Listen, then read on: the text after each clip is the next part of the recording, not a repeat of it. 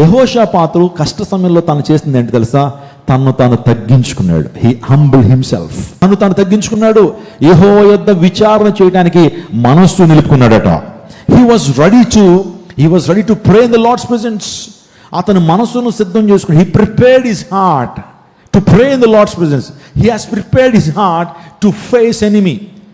శత్రువు మీద యుద్ధం చేయటానికి, లేకపోతే దేవుని సందుకు వచ్చి విచారించుటకు మనసు నిలుపుకొనను అంటే తగ్గించుకున్నాడండి. ఈ రోజున కష్టం రాగానే, సమస్య రాగానే మన జీవితాల్లో తగ్గింపు అవసరం. మన జీవితాల్లో దేవుని సందులో ఎంత తగ్గించుకుంటే అంత దేవుని దీవెన పొందుకుంటాం. మన కొన్ని సందర్భాల్లో తగ్గించుకోవాలంటే మనకి చాలా మన బ్యాక్గ్రౌండ్ గుర్తు వస్తుంది, మన చదువు గుర్తు వస్తుంది. ఇంకా చెప్పాలంటే మన యొక్క ఇల్లు చూసినప్పుడు మనం తగ్గించుకోవాలనిపించదు, లేకపోతే మన యొక్క చదువు చూస్తున్నప్పుడు మనం తగ్గించుకోవాలనిపించదు. కానీ దేవుని సందులో ఎవరైతే విరిగిన హృదయంతో ఉంటారో వారు దేవుని కార్యాలు పొందుకుంటారు. దేవుడు విరిగిన హృదయాన్ని ఆయన అలక్ష్యం చేసేటువంటి దేవుడు కాదట. దేవుడు కాంట్రైట్ స్పిరిట్ అండ్ బ్రోకెన్ హార్ట్ని ఆయన కోరేటువంటి వాడు. ఎవరైతే విరిగి నలిగిన హృదయం కలిగి ఉంటారో, ఎవరైతే తగ్గింపు స్వభావం కలిగి ఉంటారో, దీనులుగా మార్చబడతారో వారు దీవించబడతారు. యెహోషాపాతు చేసింది అదే. రాజు అయినప్పటికీ కూడా దేవుని సందులో విచారించడానికి మనసు నిలుపుకున్నాడని దేవునికి సెలవిస్తోంది. ఇంకొక మాట ఏంటంటే, రెండో ప్రాముఖ్యమైన అంశం, ఉపవాస ప్రార్థనలు చేయడానికి తన ప్రజలందరినీ పిలిపించాడట. స్తోత్రం చెప్పండి. సమస్య వచ్చినప్పుడు మనం ఆయుధాలు చేతపట్టడం కాదు, సమస్య వచ్చినప్పుడు ఎవరెవరి యొక్క హెల్ప్ కోరటం కాదు, కానీ దేవుని సహాయాన్ని కోరాలి, సర్వశక్తుని యొక్క సహాయాన్ని కోరాలి. మరి ఆయన సహాయాన్ని కోరాలంటే ఏం చేయాలి? ప్రార్థించాలి. అందుని బట్టి రాజ్యంలో ప్రముఖులందరినీ కూడా పిలిపించి 2 ప్రార్థన చేద్దాం. ఏ ప్రార్థన? విందు భోజనాలు చేసేసి ప్రార్థన కాదు, మంచిగా బిర్యానీలు తినేసి ప్రార్థన కాదు. మన కడుపు ఎప్పుడైతే కాలుతా ఉంటుందో మన యొక్క హృదయంలోంచి ఏమొస్తాయి? ఆక్రందనలు వస్తాయి. అందుని బట్టి ఉపవాస ప్రార్థన చేద్దామని చెప్పి అందరినీ మోకరింపు చేసి he started to pray. He just make people to pray in the Lord's presence by fasting ఉండటం ద్వారా. సో దేవుడిలో ప్రార్థన చేయడం మొదలుపెట్టారు. చూసారా? క్లిష్ట పరిస్థితుల్లో మొదట అతను తగ్గించుకున్నాడు. మనం కూడా తగ్గించుకోవాలండి. కొన్ని సందర్భాల్లో మనకి చాలా గుర్తొస్తాయి కదా, మన కులం, మన గోత్రం, మన బ్యాక్గ్రౌండ్, మన జాబు, మన డబ్బు, మన ఇల్లు, ఇవన్నీ కూడా దేవునికి దూరం చేస్తున్న కొన్ని సందర్భాల్లో తగ్గింపు మన జీవితంలో ఉండదు. సాతాను లోపల నుంచి అంటాడు, దేనిలో తగ్గద్దు అంటాడు. ఒక మాట నేను చెప్పనండి, దేవుని సందుకు వచ్చినప్పుడు మనం దీనులుగా మారాలి, తగ్గించుకోవాలి. రెండోదిగా ఉపవాస ప్రార్థన. ఉపవాసం అంటే అర్థం ఏంటంటే, అంటే దగ్గర, వాసము అంటే నివసించుట. దేవునికి సమీపంగా రావటమే ఉపవాసం. ఆమేన్. దేవునికి సమీపంగా రావాలి. We must close to God. We come closer to God. దేవునికి దగ్గరగా రావాలి. అదే ఉపవాసం. ప్రతి శుక్రవారం కూడా మన సంఘంలో ఉపవాస ప్రార్థన జరుగుతుంది. చాలామందికి మాకు కాదులే ఉపవాస ప్రార్థన. నేను అంటున్నాను, అవకాశం రాకపోతే దేవుడు ఖచ్చితంగా నేను లెక్క అడుగుతాడు. నీకు అవకాశం ఉండి ఇంట్లో ఖాళీగా ఉండిపోద్దు. మహా అయితే ఆ ప్రాంతానికి రావడానికి ఒక 50 రూపాయలు ఖర్చు అవుతుందేమో, లేకపోతే 100 రూపాయలు ఖర్చు అవుతుందేమో నీకు travelling expenditure. So feel free, redeem your time to attend in the fasting prayer. So ఎంతో ఆశీర్వాదకరంగా, దీవెనకరంగా జరుగుతుంది. ప్రతి శుక్రవారం 11 గంటల నుంచి 2 గంటల వరకు జరుగుతుంది. నువ్వు ఎప్పుడు కూడా నా బిడ్డలు ఉన్నతమైన స్థానానికి వెళ్ళాలి, ఉన్నతమైనటువంటి చదువు వారు చదవాలి, వారు దేశం ఉన్నతమైన స్థానాలు నిలబడాలని కోరుతున్నావు. మరి ఏది నువ్వు చేస్తున్న ఎఫర్ట్స్ అయ్యి, నువ్వు చేస్తున్న ప్రార్థనలేవి? ఆదివారం ఒకటే సరిపోదు. సో సహవాస కూడికల్లో నువ్వు కుటుంబం పాలుబాక్సులుగా ఉండాలి. సహవాసంలో మందిరంలో ఉన్నప్పుడు సహవాస కూడికల్లో నువ్వేం చేయాలి? మేము పెళ్ళిళ్ళకి వస్తామండి, పేరెంటాలకు వస్తామండి, ఇంకా వాటికి వస్తామంటే కాదు. ఉపవాస ప్రార్థనలో కూడా ఏం చేయాలి? నువ్వు ఏకీభించాలి, పాలుబాక్సులుగా ఉండాలి. దేవాదేవుడు మంచి స్థలాన్ని మనకు అనుగ్రహించాడు, మంచి చర్చ్ని మనకు అనుగ్రహించారు. ఆ చర్చ్లో జరుగుతున్న సహవాసకులకి రావాలి. చాలామంది, నేను గతించిన 3 వారాలను చూస్తున్నానండి. I could see many miracles has been taken place in the lives of people. అక్కడ ప్రార్థన చేస్తున్నప్పుడు దేవాదేవుడు గొప్ప కార్యాలు ప్రభు జరిగిస్తున్నాడు. మచ్చుకొక 2 చెప్తాను. ఒక ప్రియ సహోదరి రెగ్యులర్గా మన మందిరానికి వస్తున్నారు. తన కుమారుడు ఒక గ్రూప్ 2 ఎగ్జామ్స్ రాశారు. ఆ గ్రూప్ 2 ఎగ్జామ్స్లో దేవుడు విజయాన్ని ఇచ్చారు. రెండో ప్రేయర్ రిక్వెస్ట్ ఏంటంటే, ఆమె తెలుగు రాష్ట్రాల్లోనే తన కుమారుడికి ఉద్యోగం రావాలని ప్రేయర్ రిక్వెస్ట్ రాసి ఆ యొక్క ఫాస్టింగ్ ప్రేయర్లో నాకు ఇవ్వడం జరిగింది. సో ఆ రోజున అందరినీ ముందుకు పిలిచి ఆ యొక్క చీటి మీద ఉన్నటువంటి ఆ పేరు చదివి వాళ్ళ బలిపీఠం దగ్గరికి వచ్చి బలిపీఠం మీద చేతులు ఉంచినప్పుడు ప్రార్థన చేయడం మొదలుపెట్టానండి. సో అప్పుడు ఇన్స్టెంట్గా వారి జీవితంలో జరిగిన కార్యం ఏంటంటే, ఒక తమ్ముడికి ఇన్స్టెంట్గా అది ప్రార్థన అయిన తదుపరి విత్ ఇన్ 15 మినిట్స్లో అతడికి వీసా రావటం. ఎంతో కాలంగా బ్లాక్ అయిపోయినటువంటి ఆ జాబ్ అండ్ దెన్ వీసా వెంటనే ఆ ప్రార్థనలో ఉన్నప్పుడే ఒక మెయిల్ వచ్చింది ఆ వ్యక్తికి. ఆ మెయిల్లోనే దేవాదేవుడు తనకు జయాన్ని ఇచ్చాడు. అది మొదటి అంశం. అయితే ఆ ప్రియ సహోదరులు చెప్తున్నారు, నేను ఉపవాస ప్రార్థనలో నేను ప్రార్థన చేశాను, దైవ సేవకులు ప్రార్థన చేస్తారు, సంఘం ఏకీవించినప్పుడు నా కుమారుడు జీవితంలో అసాధ్యం అనుకున్న కార్యాన్ని దేవుడు సుసాధ్యపరిచాడు. హైదరాబాద్లో ఒక ప్రముఖమైనటువంటి ప్రాంతంలోనే నా కుమారుడికి జాబ్నిచ్చాడు అని ఆమె సాక్ష్యం చెప్పింది. Praise God. Hallelujah, hallelujah. So క్లిష్ట పరిస్థితుల్లో చేయాల్సింది ఏంటో తెలుసా? ప్రార్థన. ఎఫర్ట్స్ చేస్తున్నావు మంచిగా, అందరినీ కలుస్తున్నావు, కానీ అన్నిటికంటే ప్రాముఖ్యంగా దేవుడే మనుషుల హృదయాన్ని మార్చేటువంటి వాడు, దేవుడే రాజుల హృదయాన్ని మార్చేటువంటి వాడు, దేవుడే రాజుల యొక్క మనస్సును నీటి కాలువలో ఏం చేయగల తెప్పగలిగినటువంటి వాడట. నువ్వు తగ్గించుకోవాలి. ఉపవాస ప్రార్థన చేయడానికి ప్రజలందరినీ పిలిపించుకున్నాడు, ఉపేక్షించుకున్నాడట. స్తోత్రం చెప్పండి. ఉపేక్షించుకోవటం, తను తాను జీరో చేసేసుకోవటం. దేవుని సందులో I'm zero Lord but you are hero. ప్రభు నీవు హీరో, మనం ఏమంటుంది? నేను హీరో అని అంటావు. ఈరోజు మన జీవితాల్లో మనం జీరోగా మార్చబడి ప్రభువుకు మన జీవితాన్ని సమర్పించుకోవాలి. మన ఆహాన్ని ఏం చేయాలి? తగ్గించుకోవాలి.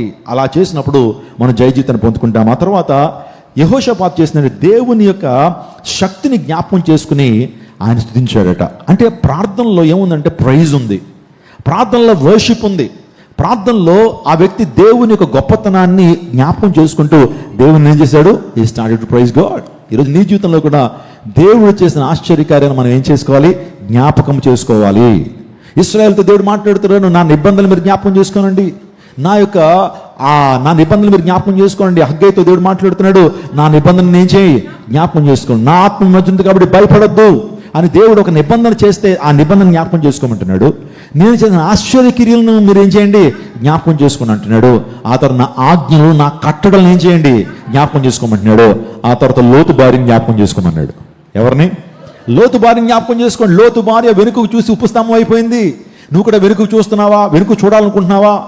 దేవుని కృపలో వర్ధిల్లుతూ విశ్వాసంలో కొనసాగుతూ ఒక మంచి ఆధ్యాత్మికమైనటువంటి ఆ యొక్క ఫౌండేషన్ నువ్వు కలిగి జీవిస్తూ చక్కగా దేవుని నుంచి అనేకమైన దీవెనలు, ఆశీర్వాదాలు పొంది మరలా నీకు ఏమనిపిస్తుంది తెలుసా? వెనక్కి వెళ్ళిపోతే బాగుండు. సో వెనకకు చూసేటువంటి అనుభవం లోతు బారి నుంచి నేర్చుకోవాల్సింది తెలుసా? నాగటి మీద చేయి వేసి మళ్ళీ వెనక్కి చూడడానికి వీల్లేదు. నువ్వు ముందుకే గో ఫార్వర్డ్. విశ్వాసం కత్తి దాన్ని కొనసాగించు, క్రీస్తు వైపు చూడాలి తప్పించి వెనుకకు చూస్తున్నావా? నీ యొక్క విశ్వాస పరుగు రోజు రోజుకి ముందుకు వెళ్తూ ఉండాలి, వేగవంతం అవుతూ ఉండాలి. దేవునికి ఇంకా ఇష్టడుగా మారడానికి నువ్వు పరిగెత్తాలి తప్పించి వెనక్కి వెళ్ళిపోతాను, నేను ఇంకా విశ్వాసంలో వెనక్కి వెళ్ళిపోతాను, ఈ భక్తి నేను చేయలేను, ఈ యొక్క విశ్వాసం నేను కనుపరచలేను, నేను నిరీక్షణతో జీవించలేను, దేవుని మందిరానికి రాలేను, నాకు ఇచ్చిన బాధ్యత నేను విస్మరిస్తాను అనుకుంటే గనక నష్టపోయేది ఎవరు? నువ్వే. లోతు భార్య వెనక్కి తిరిగి ఏమైపోయింది? నువ్వు నేను ఎన్నిసార్లు వెనక్కి తిరిగాం?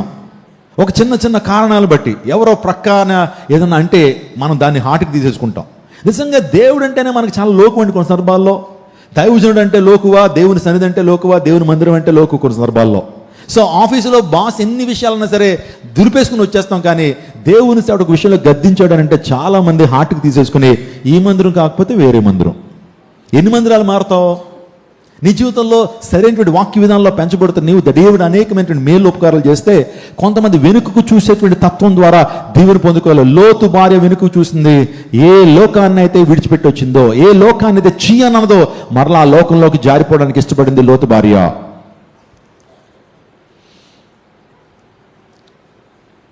కుక్క మనకి చాలా ఇష్టం, కుక్క విశ్వాసం కలిగిన జంతువు. కానీ ఆ యొక్క డాగ్లో ఒక బ్యాడ్ ఫ్యూచర్ ఉంటుందండి. ఒక లక్షణం ఏంటంటే కుక్క తన ఆహారాన్ని తిని వాంతి చేసుకుని మళ్ళీ ఆ వాంతిని తింటుంది. అది దేవుడు కూడా అదే అన్నాడు, మీలో కూడా కొంతమంది అలాంటి వారు, వెనుకకు తిరిగేటువంటి వారు, నాగటి మీద చేయి వేసి మళ్ళీ వెనక్కి వెళ్ళేటువంటి వారు అటువంటి స్థితిని కలిగి ఉన్నారని దేవుడు చెప్పాడు. లోతు భార్య జ్ఞాపకం చేసుకోండి అంటే లోతు భార్య ఏ కాస్మెటిక్స్ వాడింది, లోతు భార్య ఎంత హైట్ ఉంది, ఇవి కాదు జ్ఞాపకం చేసుకోవటం. లోతు భార్య వెనక్కి తిరిగేమైంది? ఉప్పు స్తంభం అయిపోయింది. మరి నువ్వు నేను ఎన్నిసార్లు వెనక్కి తిరిగాం? దేవుని పరిచయం చేస్తానన్నావు, దేవుని కొరకు జీవిస్తానన్నావు, 31వ తారీఖున ఎన్నో శపథాలు చేసేస్తాం మన ప్రభు సన్నిధిలో, మళ్ళా వెనుక తిరుగుతున్నావు. లోతు భార్య జ్ఞాపకం చేసుకోండి. ఇంకోటి ఏంటంటే బంధించబడినటువంటి వారిని జ్ఞాపకం చేసుకోండి అన్నాడు. బంధింపబడినటువంటి వారిని మీరు జ్ఞాపకం చేసుకోండి, క్యాప్టివిటీలో ఉన్నటువంటి వారిని జ్ఞాపకం చేసుకోండి. Just remember the people who are in bondage. బంధకాలు ఉన్నటువంటి వారిని జ్ఞాపకం చేసుకోండి అన్నాడు.